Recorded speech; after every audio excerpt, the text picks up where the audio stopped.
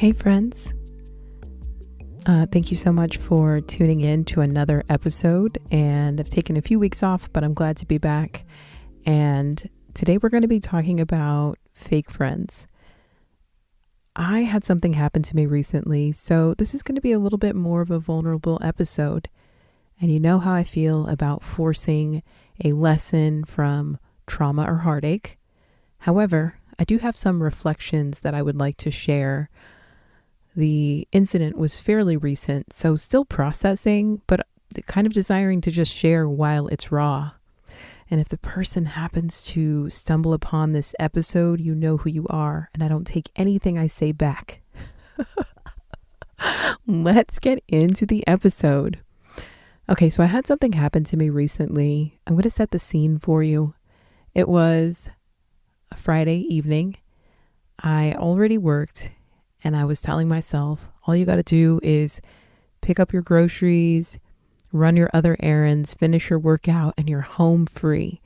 You have no plans for the weekend except for to just relax and do self-care. So you just got to get through these next 2 or 3 hours. And no, it's not the worst day, but I just was really feeling low energy, and my mood was kind of down. So I was basically just saying, let me just end my night, on a good note, but just get through the workout. And so I got through my workout. I'd gone to the gym and I was like beat. And then, when you're just so exhausted that you're kind of going through that decision fatigue. So then I was saying, okay, do I pick up food next? Or do I run these other errands because of like the distance and where the locations were? And so then I go to my next errand and I do curbside pickup.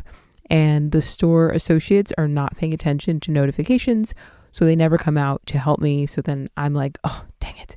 Okay, I'm exhausted already, but now I got to get out. And then I got to wait in line. And then I got to tell them, hey, I actually had curbside pickup. I mean, I just was like, I'm setting the tone for you to say that I was feeling down and I was tired and I was just trying to make it through to the point where I could just sort of take a shower and curl up somewhere and just relax. So my last stop, I'm like 3 errands in and I'm going to get food.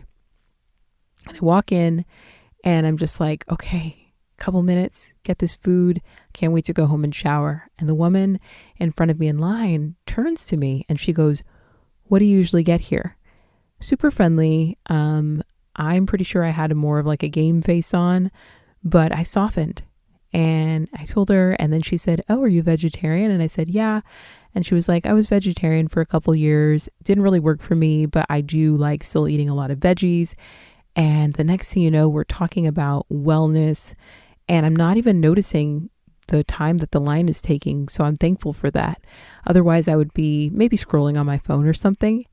And so it just felt like there was a kindredness, and she ordered, then I ordered. And then as we're like going towards the register to pay, we're still chatting. And I remember pausing to apologize to the worker to say, sorry for taking so long. We're just kind of talking back and forth. And he was like, no, it's so cool to see our guests connect. You don't see that often, just people connecting genuinely. It makes me happy. So don't even worry about the time you're taking.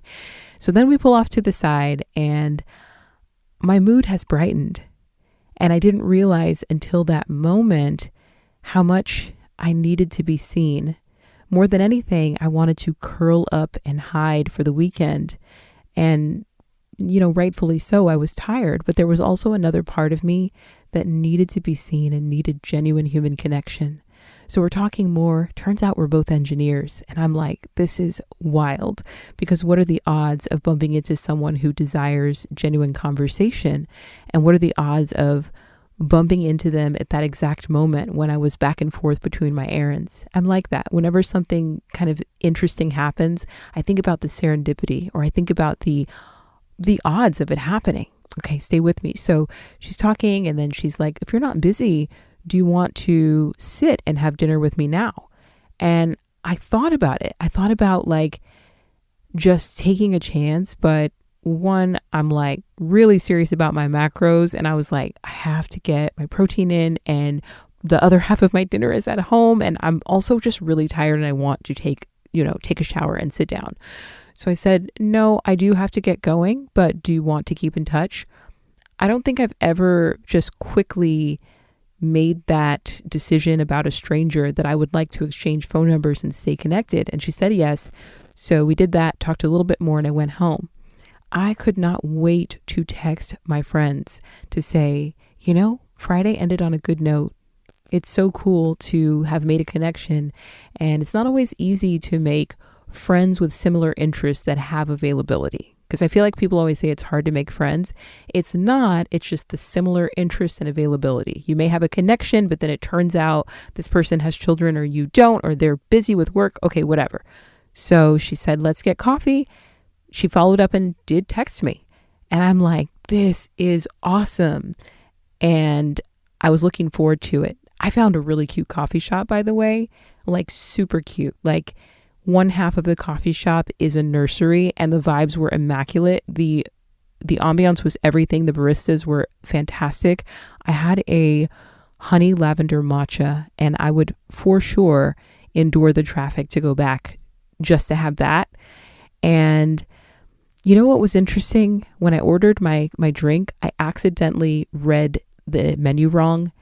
And I thought that my drink was going to be a matcha and it was a coffee. And when I told the barista, she said, no problem, I'll remake it. This is yours to keep. Do you want to give it away? This should have been my first sign. The new friend says, oh, I have someone I can give it to. And she walks across the cafe and gives it to who I presume to be a stranger. Keep that in the back of your mind. So I get my drink, she gets hers. We're raving about how good it is, how our work week has gone. We're back on wellness. She's talking about, do you do any wellness things? I said, yeah, I just went to the chiropractor before us meeting up. I'm feeling great. I'm a little loopy, but I feel great. And she's like, oh my gosh, I wish my job's insurance would cover that. I'm not really able to afford that. And I said, yeah, it's a bummer. Okay. Keep that in mind. So we're sitting and we're talking about engineering and the schools we went to, and it's a vibe. And then I would say on the dot, like 29 minutes and 59 seconds, there is a shift in her posture and her tone. And she references this friend of hers that she admires because her friend is an entrepreneur and independently wealthy and so knowledgeable and has been able to retire by the age of 26. As soon as I heard those words in that little short elevator pitch that she thought that she was smoothly fitting in, I knew that I was not there to make a friend. I was a mark. I was someone that she saw as either gullible, amiable, I don't know, had the availability to become part of whatever multi-level marketing scheme she had going on. So she slips that in, and now my posture has changed, and now I've switched up, and I'm like, I can't believe that I thought that this was going to be something genuine, and this person, when you're trying to get someone to join your multi-level marketing program, you're basically saying, you look like my next employee. You would be great working for me. That's what you're telling them. So when she says, and I'm sure they coached her on this, where do you see yourself in 5 years? I said, I'm enjoying my business of content creation, voice acting, podcasting, and I'm also enjoying my full-time job. So I would say in 5 years, I will be doing exactly what I'm doing now, but better. I really feel like I'm on the right track. And boy, did that mess up her script. She was all over the place.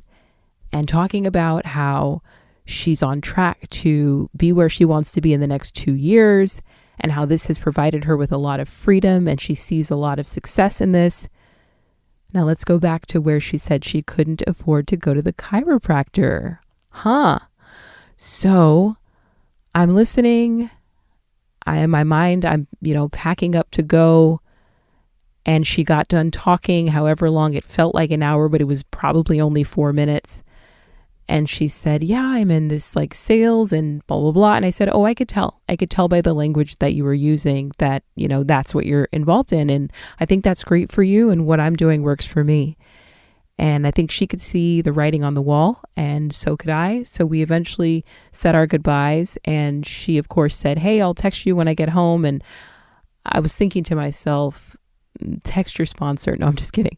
I said, yeah, go ahead and do that. She didn't do it because I'm sure she knew that it wasn't a success. She did follow up the next day. I chose not to answer. All of that long 10-minute story, or almost 10 minutes, to tell you that what I thought was a genuine connection was someone who saw me as their next potential candidate to help them make money. And although I don't have a lesson, I want to share my reflections because I'm sure whether it is friendship, dating, or even a job opportunity that wasn't what you thought, we've all been in positions where we were going in genuinely excited about something and then crestfallen shortly after finding out that people brought us into certain situations under false pretenses. Our time was wasted and we were misled. So my first takeaway is that people aren't always sincere and it's not okay. And that's the thing. I don't want to change my character for anyone, but once someone shows their true colors, I have the right to remove myself. That way I can get to continue being who I am, giving, loving, open, truthful, but not in a space where I'm not safe. So the sooner and quicker I get out of that situation, the better. I can heal, I can lick my wounds, I can process, but the most important thing is to get away from that situation and that person. My next takeaway is that I know my value even if others cheapen it by being opportunistic.